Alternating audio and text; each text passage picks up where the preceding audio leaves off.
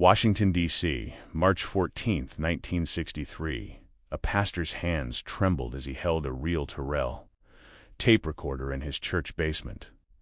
The device had captured something that would unravel 23 years of marriage and expose one of the most audacious Soviet intelligence operations ever conducted on American soil. The voice on the tape was his wife's. The words she spoke were in Russian. The information she transmitted would later be traced to the disappearance of 3 NATO officers and the compromise of 17 classified military installations across the eastern seaboard. This is not a story about betrayal in the way most people understand it. This is a story about something far more disturbing: the surgical precision with which human beings can be transformed into instruments of state power, and how ordinary American life became the perfect cover for Cold War espionage. Reverend Thomas Whitmore had never considered himself a suspicious man. For 23 years, he had stood before his congregation at Covenant Presbyterian Church in Arlington, Virginia, delivering sermons about faith, forgiveness, and the fundamental goodness that exists in the human soul. His wife Margaret sat in the third pew every Sunday, her hands folded neatly in her lap, her eyes attentive. Her presence a model of devotion that other parishioners often remarked upon. She organized the church's charity drives, taught Sunday school to children whose fathers worked at the Pentagon, and baked pies for every funeral reception. She was, by every measurable standard, exactly what a pastor's wife should be. But on the night of March 11, 1963, Thomas heard something that transformed 23 years of certainty into a nightmare of doubt. Before we continue, I'd love to know where you're watching this from. Drop your city and country in the comments below. And if this story has already grabbed your attention, hit that like button, subscribe to the channel, and turn on notifications so you never miss these declassified Cold War stories that history tried to bury. It started with the telephone calls. Margaret had always been a light sleeper, or so she claimed. For years, Thomas had grown accustomed to waking in the early hours to find her side of the bed empty, the faint sound of her voice drifting up from the kitchen below. "Just my sister in California," she would explain when he asked. "You know how she worries about Mother?" Thomas never questioned it. Why would he? Margaret's mother had been in declining health for years, living in a nursing facility in Sacramento. It made perfect sense that her sister would call at odd hours with updates. Except Margaret's mother had died in 1959. Thomas only realized this discrepancy on the morning of March 12th, when he was reviewing church records and came across the sympathy card he had written to Margaret's sister 4 years earlier. The discovery didn't immediately suggest espionage. Thomas's first thought was that Margaret might be having an affair. It was a thought that made him physically ill, but it seemed more plausible than any alternative explanation. He considered confronting her directly, but something held him back. Perhaps it was pride. Perhaps it was fear of what he might learn.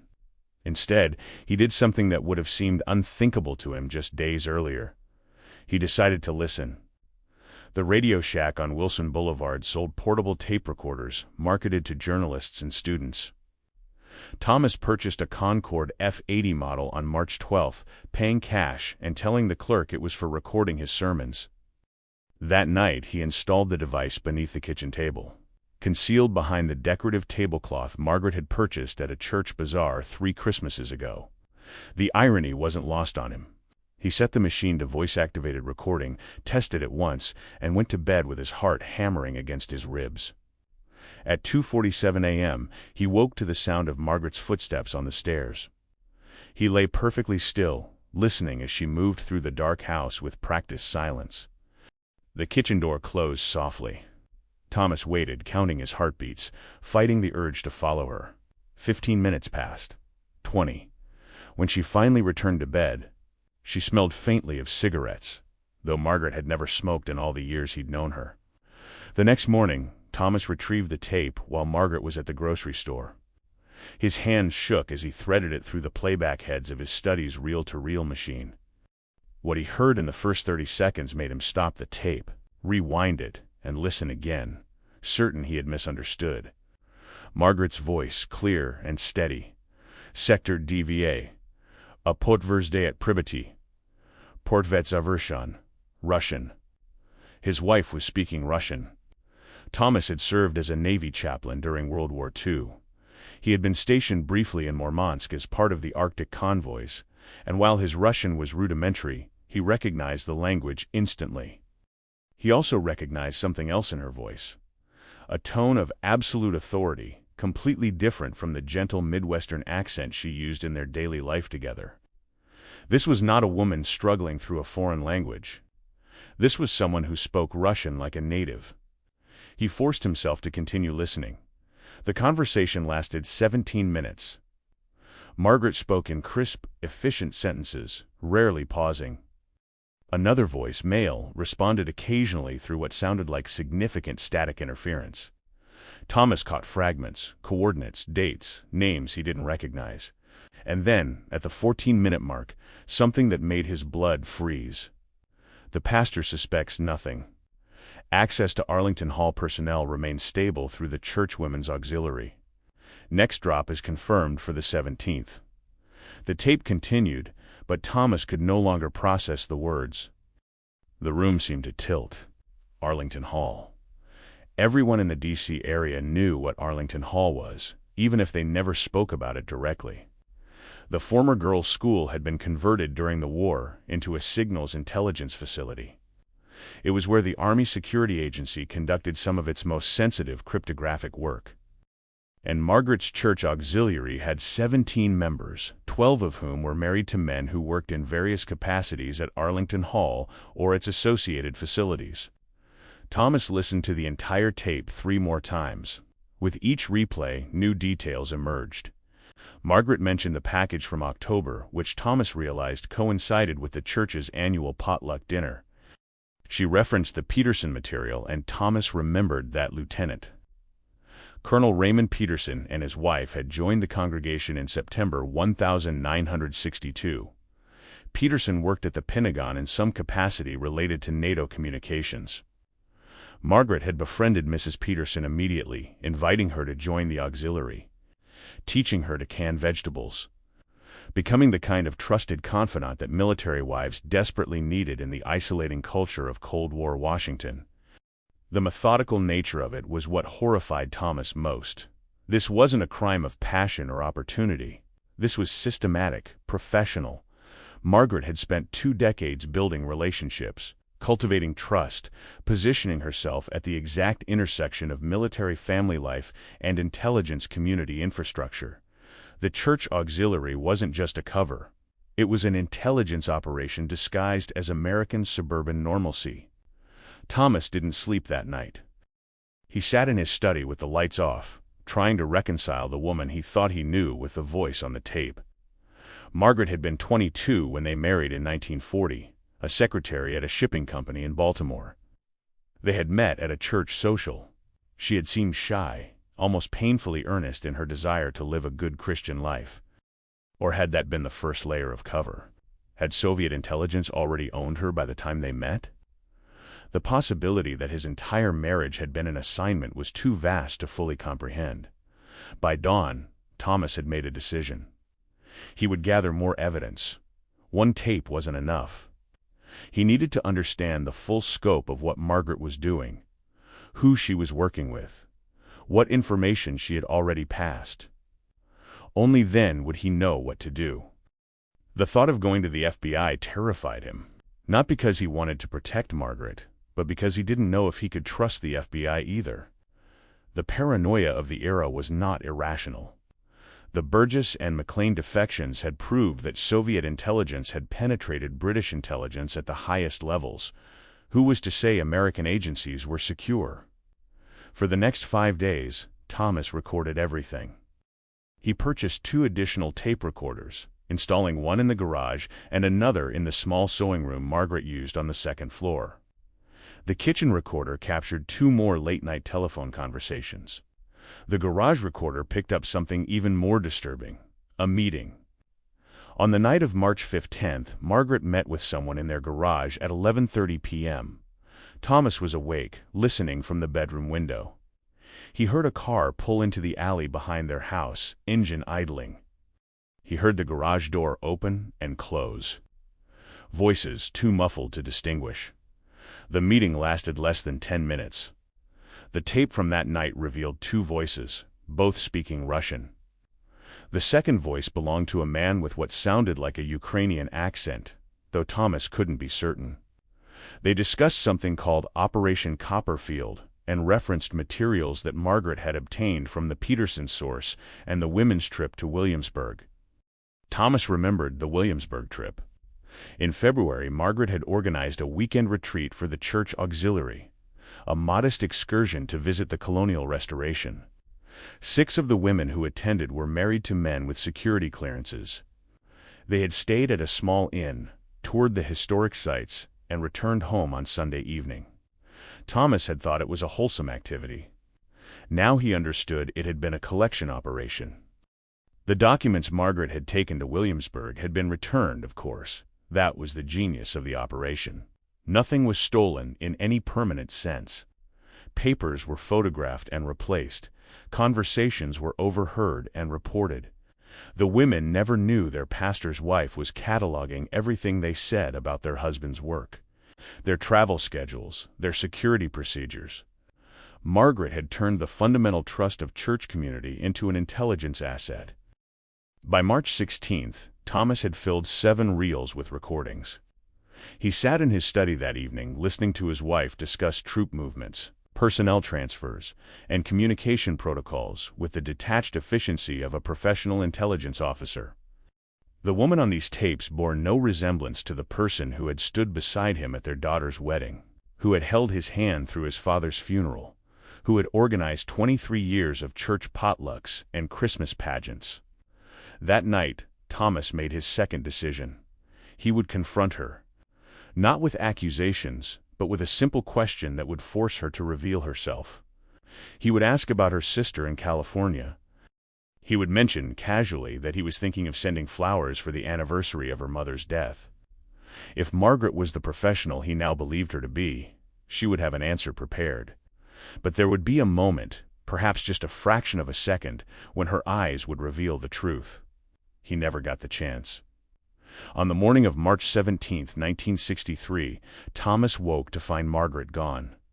Her clothes were in the closet. Her toiletries were in the bathroom. But she was not in the house. On the kitchen table, she had left a note written in her familiar handwriting. Gone to see Ruth about the Easter program. Back by lunch. M. Ruth Connolly was the church organist. Thomas called her house at 9 a.m. Ruth answered on the second ring. She had not seen Margaret. There was no Easter program meeting scheduled. Thomas sat at the kitchen table, staring at the note. The handwriting was Margaret's. The phrasing was Margaret's. But the message was a lie, and both of them knew it. This was communication of a different sort. This was Margaret telling him that she knew. He checked the study. The tapes were gone. All 7 reels, removed from the locked drawer where he had hidden them. The tape recorders were still in place, but the cassettes had been extracted with surgical precision. Margaret had known about the surveillance. She had perhaps known from the beginning, and now she was gone. Thomas called the FBI at 10:15 a.m. He was transferred 3 times before reaching someone who seemed to take him seriously. Special Agent Donald Kress arrived at the house at 1:30 p.m., accompanied by another agent whose name Thomas never learned. They interviewed him for 7 hours. They searched the house. They photographed everything. They took Margaret's clothes, her address book, every scrap of paper that might contain a clue to her whereabouts. Reverend Whitmore, Agent Kress said at one point, his voice not unkind. "How long have you suspected?" 5 days, Thomas said. "Before that, I couldn't have imagined, ... Kress nodded. "That's how it works. That's exactly how it works." 3 days later, the FBI informed Thomas that Margaret Ann Whitmore had never existed. The woman he had married in 1940 had been born Maria Antonovna Volkov in Leningrad in 1915. She had entered the United States in 1938 on a Canadian passport under the name Margaret Ann Brennan, a legend created by Soviet military intelligence that included a fabricated childhood in Toronto, falsified school records, and a network of sleeper agents who could vouch for her identity. By the time she met Thomas in 1940, she had already been operating in the United States for 2 years, building her cover as an unremarkable young woman looking for an unremarkable life. The marriage had been intentional. Thomas's position as a Navy chaplain during the war gave Margaret access to military bases, personnel records, and the kind of casual intelligence that could be gathered from the wives of servicemen who attended church socials and charity events. After the war, when Thomas accepted the position at Covenant Presbyterian in Arlington, Margaret's value had increased exponentially. Arlington, Virginia, was the bedroom community for everyone who worked at the Pentagon. Arlington Hall, Fort Myer, and a dozen other installations that formed the infrastructure of American military power. A pastor's wife in Arlington had access that no amount of money could buy. The FBI eventually traced Margaret's network. 17 women in the church auxiliary had unknowingly provided information. None of them had committed any crime. They'd simply trusted a woman who seemed kind, who listened to their worries, who offered friendship in a city where military families were often isolated and afraid. Margaret had weaponized decency itself. She was never found. The FBI believed she had been extracted through a prearranged route, possibly through Mexico, possibly through Canada. The speed of her disappearance suggested she had been monitoring Thomas's behavior for some time. Perhaps had seen him purchase the tape recorder. Certainly had known the moment he began recording her calls. She had vanished the same way she had appeared, thoroughly, professionally, leaving no trace except the wreckage of other people's certainty. Thomas resigned from Covenant Presbyterian on April 2, 1963. He could not stand before his congregation knowing that his marriage had been a Soviet intelligence operation, that his home had been a dead drop, that his wife's kindness had been a carefully calibrated performance designed to extract secrets from the people who trusted her most. The church accepted his resignation without asking for details. The official story was health concerns. Everyone understood that some things could not be explained. What the FBI discovered in the months following Margaret's disappearance would eventually be classified under Operation Silver Lining, one of the most extensive counterintelligence investigations of the Cold War era. The Bureau identified 47 similar cases across the United States, women who had entered the country in the late 1930s, married men in positions adjacent to military or intelligence work, and spent decades quietly gathering information. They were called swallow networks in intelligence terminology, though the name was misleading. These were not séductresses or femme fatales. They were long-term illegal intelligence officers, many of them trained at the same facility outside Leningrad, all of them executing the same patient strategy: embed, marry, wait, and collect. Margaret had been one of the most successful. The damage assessment conducted by Army intelligence estimated that she had compromised at least 43 classified operations between 1945 and 1963. The full scope would never be known because much of what she collected had been low-level but cumulatively devastating schedules, personnel movements, family connections, patterns of behavior that could be used to identify vulnerabilities in security protocols. She had never stolen a single document herself. She had simply listened, remembered, and reported. The women in her auxiliary had done the actual collection without ever knowing it. The psychological impact on those women was profound. When the FBI interviewed them as part of the damage assessment, several required hospitalization for what was then called nervous exhaustion. The idea that their casual conversations about their husband's work, their innocent complaints about loneliness or worry, had been feeding a Soviet intelligence operation was too much for some of them to process. 3 marriages ended in divorce. 1 woman attempted suicide. The FBI mandated therapy for all 17, though the therapeutic methods of 1963 were crude at best. Thomas never spoke publicly about what happened. He moved to a small town in Vermont, took a position as a chaplain at a state hospital, and lived the remaining 21 years of his life in near total isolation. He never remarried. He never returned to Arlington. The house on Maple Street was sold through an attorney, and Thomas never asked what became of it. In his final years, Thomas wrote a memoir that was never published. The manuscript was discovered among his effects after his death in 1984. In it, he described the peculiar horror of realizing that the most intimate relationship of his life had been a professional performance. That the woman who had shared his bed for 23 years had been cataloging everything he said. Everyone he knew, every fragment of information that might be useful to a foreign power. He wrote about the nights after her disappearance when he would wake up reaching for her, his body not yet understanding what his mind had accepted. He wrote about the way trust, once broken at that fundamental level, could never be fully restored. "I have spent my life teaching people about faith," he wrote in the final entry, dated 3 weeks before his death. "I told them that God sees into the human heart, that we cannot hide our true selves from divine judgment. I believed this, I preached this, and yet I lived for 23 years with a woman whose true self I never saw at all. If I could be so thoroughly deceived, what does that say about the nature of knowing another person?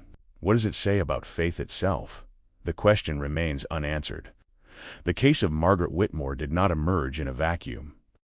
To understand how a Soviet intelligence officer could operate undetected in the heart of American military suburbia for more than 2 decades, one must first understand the architecture of Cold War espionage and the specific historical context that made operations like hers not only possible but devastatingly effective. The year 1963 represented a critical inflection point in the secret war between East and West, a moment when both sides were beginning to understand that the greatest intelligence victories would not come from dramatic defections or midnight dead drops, but from the slow accumulation of seemingly insignificant information, gathered by people who had become invisible through their very ordinariness. The groundwork for operations like Margaret's had been laid decades earlier. In 1938, when Maria Volkov entered the United States under her assumed identity, Soviet intelligence was in the process of implementing what would later be known as the Great Illegal Program. Unlike legal officers who operated under diplomatic cover from Soviet embassies and consulates, illegals had no official connection to the Soviet state. They lived entirely under assumed identities, often for their entire adult lives, with no safety net of diplomatic immunity and no obvious connection to Moscow Center. The program had been developed in the 1920s but reached its sophisticated apex in the late 1930s. When the NKVD, predecessor to the KGB, began recruiting and training a new generation of deep cover operatives specifically designed to penetrate Western societies at the grassroots level. The training facility where Margaret most likely received her preparation was located outside Leningrad, though its exact location remains classified in Russian archives to this day. Former KGB officers who defected during the Cold War described a compound where young men and women spent years learning to become Americans, Canadians, or British citizens. They studied regional accents, memorized the geography of towns they had never visited, practiced the social customs and religious observances that would make them indistinguishable from native-born citizens. They learned to cook American food, to dance American dances, to sing American songs. They watched American films until they could quote dialogue naturally. They read American newspapers until they understood the rhythms of American political discourse. And beneath all of this cultural training, they received rigorous instruction in intelligence tradecraft, surveillance detection, covert communication, agent recruitment, and the psychological techniques necessary to maintain a cover identity for decades without breaking. What made the Great Illegal Program particularly effective was its patience. Unlike short-term operations designed to steal specific documents or recruit particular sources, illegals were invested in the long game. Margaret's legend as Margaret Ann Brennan had been constructed with multiple layers of verification. If anyone investigated her background, they would find school records in Toronto, employment records from a shipping company in Baltimore, even photographs allegedly from her childhood. These records were not forged in the sense of being created at the last minute. They had been carefully inserted into genuine archives over a period of years. sometimes through the cooperation of communist sympathizers who worked in record-keeping positions, sometimes through more direct infiltration. By the time Margaret married Thomas Whitmore in 1940, her identity had been real for 2 years in every way that mattered. She had friends who knew her as Margaret. She had co-workers who would vouch for her character. She had a paper trail that would satisfy any but the most exhaustive investigation. The war years had provided perfect conditions for this kind of operation. Between 1941 and 1945, the United States and the Soviet Union were allies, and the paranoia about Soviet espionage that would characterize the late 1940s and 1950s had not yet fully developed. Margaret's access to military installations as a chaplain's wife seemed entirely natural. The social events she organized, the charitable work she performed, the friendships she cultivated with other military wives, all of this fell well within the expected behavior of a woman in her position.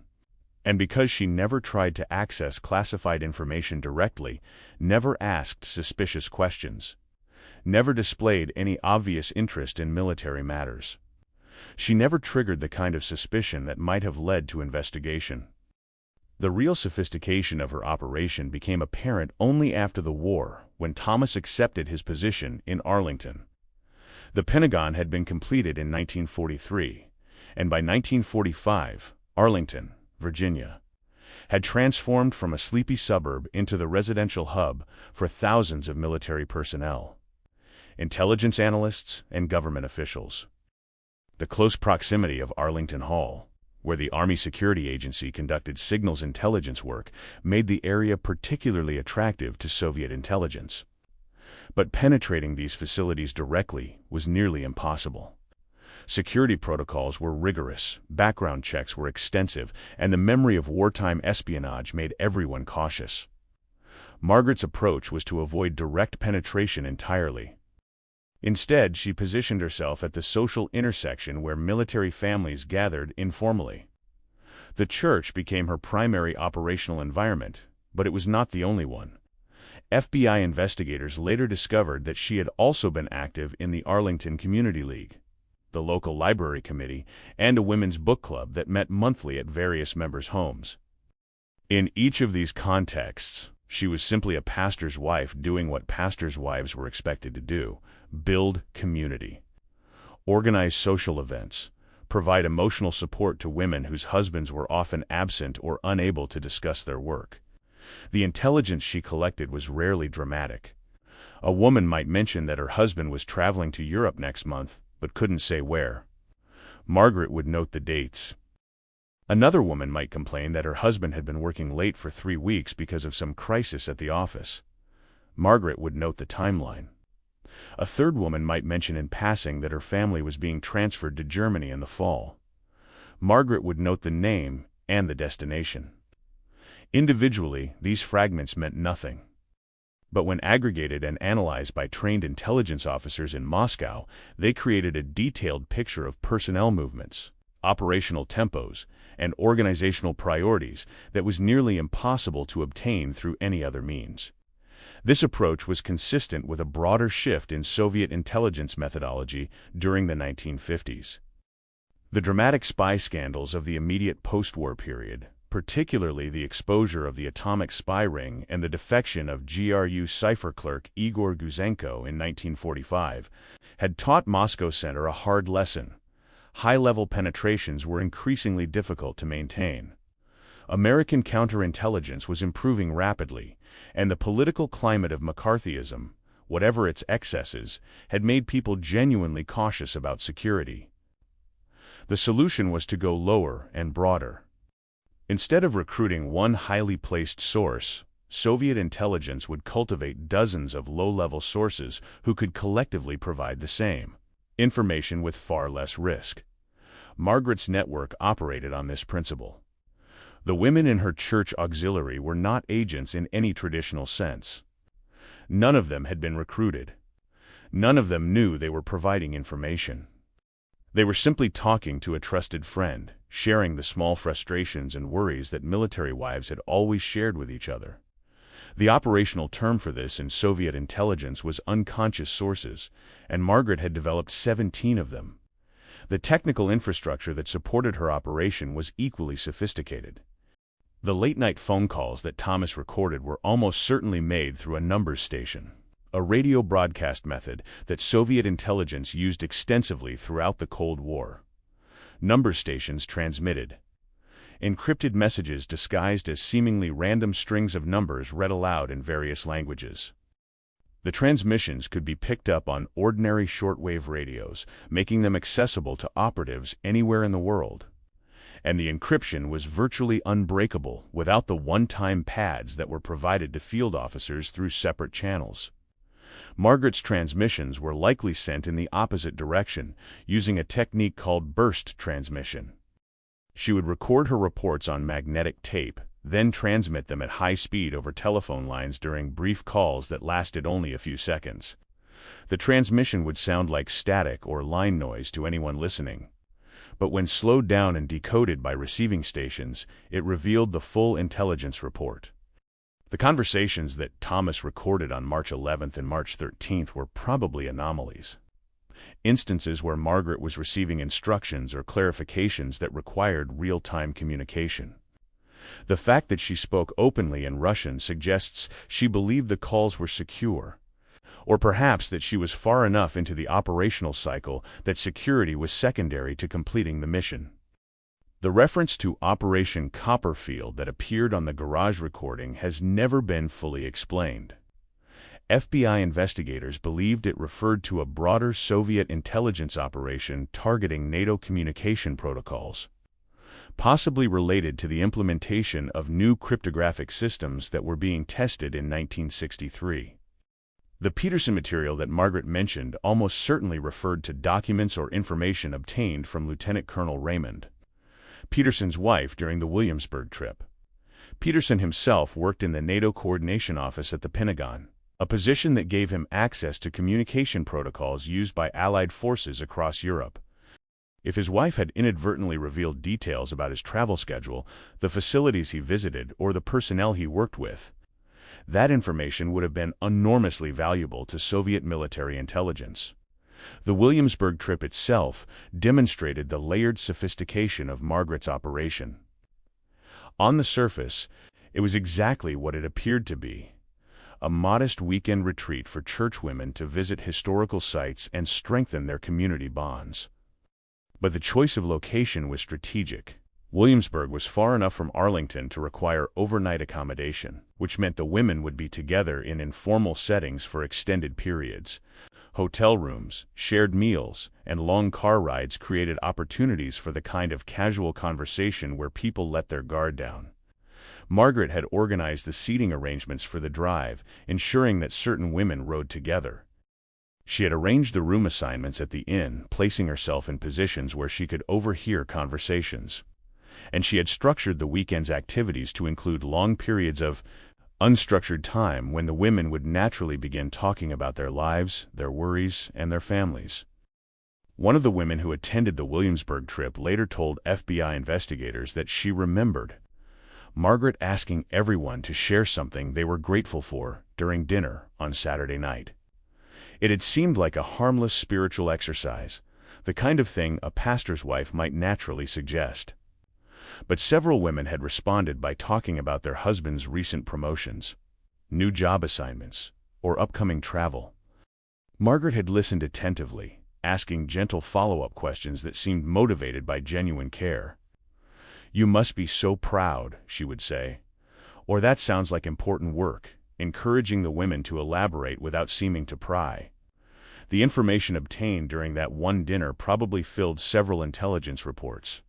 By 1963, similar operations were being conducted across the United States, though the FBI would not fully understand the scope until years later. The Venona Project, which had successfully decrypted thousands of Soviet intelligence messages from the 1940s, had revealed the existence of extensive spy networks, but had gone dark after 1948. When the Soviets changed their encryption systems, counterintelligence officials knew that Soviet espionage continued, but they had lost their primary window into its operations. Cases like Margaret's only came to light through accident, defection, or the kind of domestic suspicion that had led Thomas to install his tape recorders. The psychological dimension of Margaret's operation remains one of its most disturbing aspects. To maintain a cover identity for 23 years requires more than just tradecraft.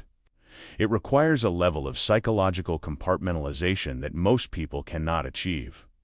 Margaret had to genuinely become the person she was pretending to be, while simultaneously maintaining her core identity as a Soviet intelligence officer. She had to care about the women in her auxiliary enough to be convincing, while remaining emotionally detached enough to betray them. She had to love Thomas, or at least simulate love so perfectly that he could not detect the difference, while understanding that their entire relationship was an operational necessity. Former KGB officers who defected during the Cold War described the psychological toll this took on illegals. Some broke down entirely, unable to maintain the cognitive dissonance required to live a double life. Others became so absorbed in their cover identities that they lost connection with their original selves, essentially becoming the people they were pretending to be. A few, the most successful ones, developed what psychologists might now recognize as a form of dissociative identity, moving seamlessly between their operational self and their cover self without apparent internal conflict. Margaret almost certainly fell into this last category. The woman Thomas knew was not entirely a performance. She had genuinely organized charity drives, genuinely taught Sunday school, genuinely grieved at funerals. But beneath that genuine engagement was an intelligence officer who was always working, always observing, always collecting. The moment Thomas installed his first tape recorder marked the beginning of the end for Operation Copperfield and Margaret's entire American existence. What he could not have known was that his suspicion had likely been triggered by something Margaret had wanted him to notice. Experienced illegals understood that their operations had natural lifespans. Security protocols changed, counterintelligence improved. The risk of exposure increased with every passing year. By 1963, Margaret had been operating for 25 years, an extraordinarily long time for an illegal to remain in place. Moscow Center had almost certainly begun planning her extraction, and it is possible that the suspicious phone calls Thomas overheard were part of that process. Perhaps Margaret had allowed herself to be slightly less careful, knowing that her husband's eventual suspicion would provide the trigger for her departure, without forcing her to break cover herself. What time are you watching this? Drop the time in the comments below. If you're finding these hidden details of Cold War espionage as fascinating as I do, make sure to hit that like button, subscribe, and turn on notifications. These stories get deeper the further we go. The speed of Margaret's disappearance suggests extensive advance planning. Within hours of realizing that Thomas knew, she had accessed the house, removed all the tapes, and vanished completely. This required a pre-positioned escape route, probably involving multiple safe houses, pre-arranged transportation, and handler support that could be activated on short notice. The FBI later theorized that she had crossed into Canada through Vermont, a route that avoided major border checkpoints and took advantage of the extensive forest areas where crossing could be accomplished on foot. From Canada, she would have traveled to Mexico, then possibly to Cuba, before finally returning to the Soviet Union. The FBI's investigation into Margaret's network eventually identified 3 other illegals operating in the Washington area, all of them women who had entered the country in the late 1930s and married men in positions adjacent to government or military work. 2 of them were extracted before they could be arrested. The third, a woman operating under the name Dorothy Carson in Silver Spring, Maryland, was caught attempting to flee and eventually provided limited cooperation in exchange for avoiding prosecution. Her debriefing confirmed much of what investigators had suspected about the structure and methodology of the illegal networks. What Dorothy Carson revealed was chilling in its implications. She described a training program that had prepared her to maintain her cover for 30 years if necessary. She described psychological conditioning designed to suppress doubt, loneliness, and the natural human desire for genuine connection. She described regular communications with Moscow Center that provided both operational instructions and emotional support, reinforcing her sense of purpose and reminding her that her sacrifice was serving a cause larger than herself. And she described the specific techniques used to cultivate unconscious sources, methods that had been refined over decades to exploit the fundamental human need for friendship and community. The damage assessment conducted by Army intelligence and the FBI concluded that Margaret's network had compromised at least 43 operations between 1945 and 1963. But the analysts acknowledged this was likely a conservative estimate. Much of what Margaret had collected was atmospheric rather than documentary. Insights into organizational culture, personnel relationships, and operational rhythms that would be nearly impossible to quantify. The intelligence she provided had not prevented any specific American military success, but it had given Soviet planners a detailed understanding of how American intelligence and military organizations functioned at the human level. Information that would prove valuable in countless contexts throughout the Cold War. Thomas Whitmore's decision to record his wife's conversations was not motivated by patriotism or counterintelligence awareness. It was motivated by the most basic human emotion, the need to know the truth about someone you love. In that sense, his story is a tragedy that transcends espionage. He had not been fighting the Cold War. He had simply wanted to understand why his wife was lying to him. The answer he discovered was larger and more devastating than anything he could have imagined. In the years after Margaret's disappearance, Thomas struggled to understand how he had been so thoroughly deceived. The memoir he wrote in his final years returns repeatedly to this question, examining every memory, every conversation, every moment of their marriage through the lens of his eventual knowledge. He described the way Margaret had encouraged him to accept the position in Arlington, how natural and appropriate her reasoning had seemed at the time.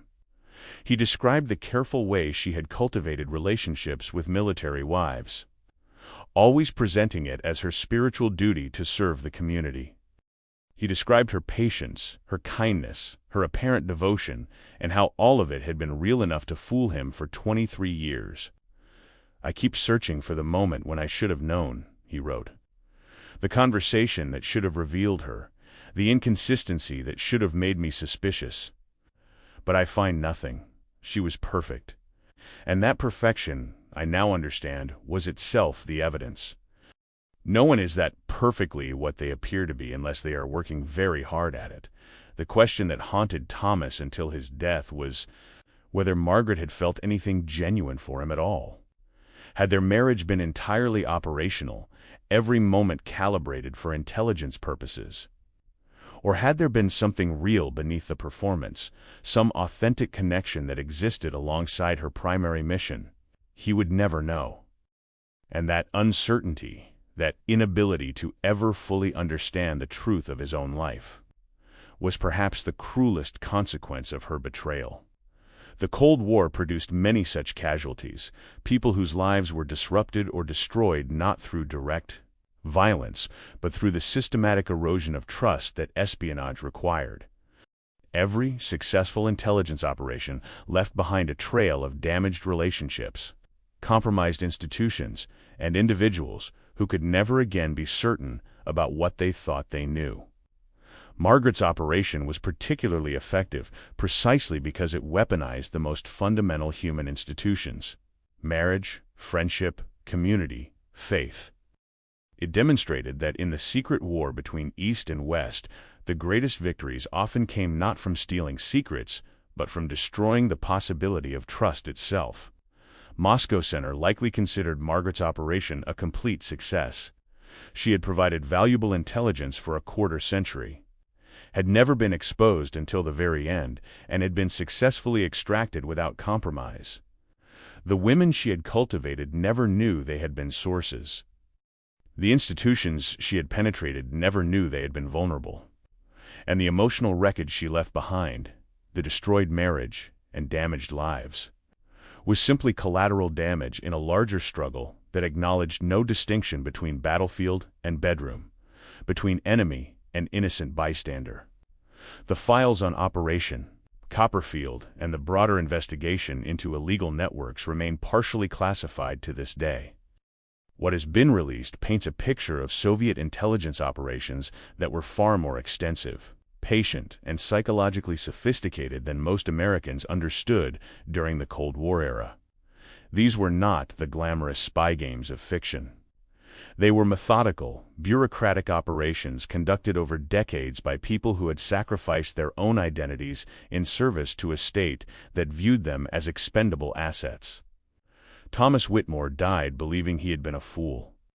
His final memoir entries express shame at having been deceived, anger at his own blindness, and a profound sense that he had failed not just himself but his congregation, his God, and some fundamental principle of discernment that he felt he should have possessed.